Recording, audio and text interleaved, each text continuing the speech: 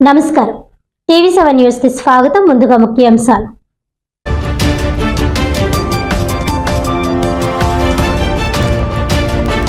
ప్రపంచంలో అత్యంత ప్రతిష్టాత్మకమైన గూగుల్ సంస్థ విశాఖలో ఏర్పాటు చేయడంపై టీడీపీ హర్షం. గూగుల్ డేటా సెంటర్ వల్ల సుమారు 2 లక్షల మంది స్థానిక యువతకి ఉపాధి అవకాశాలు లభించనున్నాయని వెల్లడి.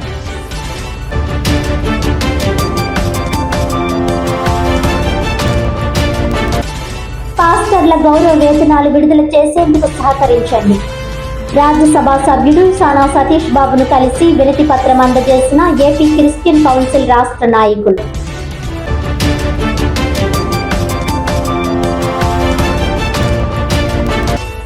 ఓటర్ల అవకతవకలపై దేశవ్యాప్తంగా కాంగ్రెస్ పార్టీ ఉద్యమం. కాకినాడలో మాజీ కేంద్ర మంత్రి ఎంఎం పల్లంరాజు ఆధ్వర్యంలో సంతకాల సేకరణ కార్యక్రమం నిర్వహించిన జిల్లా కాంగ్రెస్ పార్టీ నాయకులు.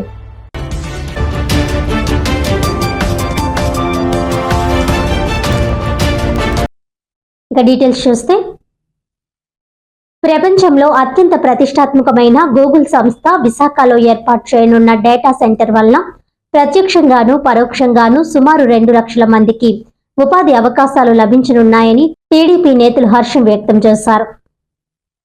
ఈ సందర్భంగా జిల్లా అధ్యక్షుడు జ్యోతుల నవీన్ కుమార్, ఎంపీ సానా సతీష్ బాబు, ఎమ్మెల్సీ కరి పద్మశ్రీ, మాజీ ఎమ్మెల్యే ఎస్పీఎస్ఎన్ వర్మలు మాట్లాడుతూ గూగుల్ సంస్థను విశాఖకు తీసుకురావడానికి సీఎం చంద్రబాబు, ఐటీ మంత్రి లోకేష్ గత 13 నెలలుగా ఎంతో కృషి చేశారని తెలిపారు. 1,35 కోట్లతో ఏర్పాటు చేయనున్న ఈ డేటా సెంటర్ ద్వారా ప్రత్యక్షంగా 1,00,000 మందికి, పరోక్షంగా మరో 80,000 మందికి ఉపాధి లభిస్తుందని చెప్పారు. గత ప్రభుత్వం కక్షపూరిత విధానాల వల్ల రాష్ట్రానికి పెట్టుబడులు రాలేదని, 10 లక్షల కోట్ల అప్పులు మిగిలాయని విమర్శించారు. ప్రస్తుతం సీఎం చంద్రబాబు తన పరిచయాలను ఉపయోగించి పెట్టుబడులను రాష్ట్రానికి రప్పిస్తున్నారని, సంక్షేమాన్ని కొనసాగిస్తున్నారని నేతలు పేర్కొన్నారు. మంత్రి లోకేష్ చొరవతో ఇప్పటి వరకు రాష్ట్రంలో 10 లక్షల కోట్ల పెట్టుబడులు వచ్చాయని తెలిపారు.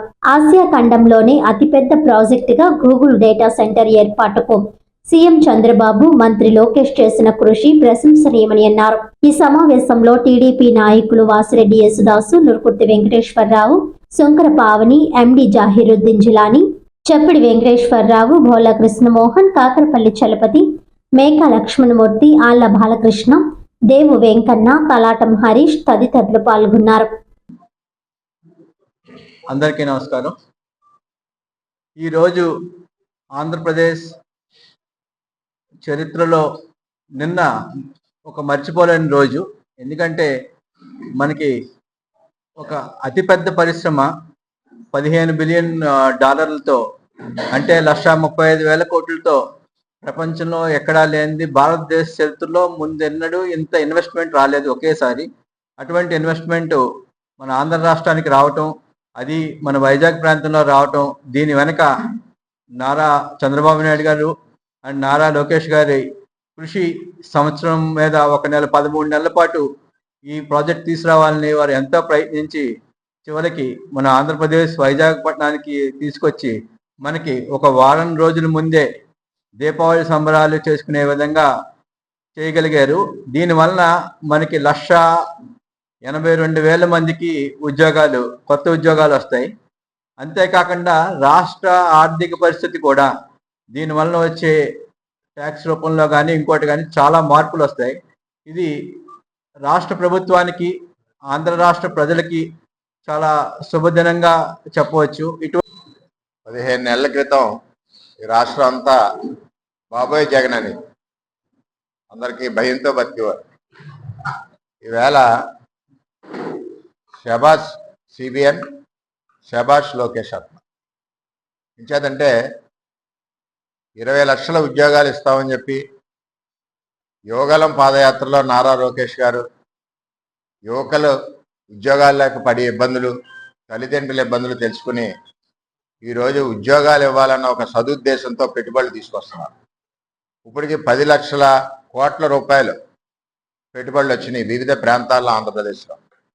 అన్నిటికంటే గర్వకారణం ఏంటంటే గూగుల్కి సంబంధించి 1,36,000 కోట్ల పెట్టుబడి, మరి 1,88,000 నిరుద్యోగులకు ఉద్యోగాలు ఇవ్వడం అంటే ఒక సామాన్యమైన విషయం కాదు. అది కూడా మన విశాఖపట్నంలో. మరి ఈ ప్రాంతం మొత్తం రాష్ట్రంలో ఉన్న నిరుద్యోగ యువకులకి అందరికీ కూడా విశాఖపట్నం ఒక సాఫ్ట్వేర్ హబ్గా, మరి ఏదైతే హైటెక్ సిటీ చంద్రబాబు నాయుడు గారు డెవలప్ చేశారో ఆ విధంగా ఈరోజు కూటమి ప్రభుత్వంలో మరి అందరూ కూడా ప్రయత్నం చేస్తున్నారు.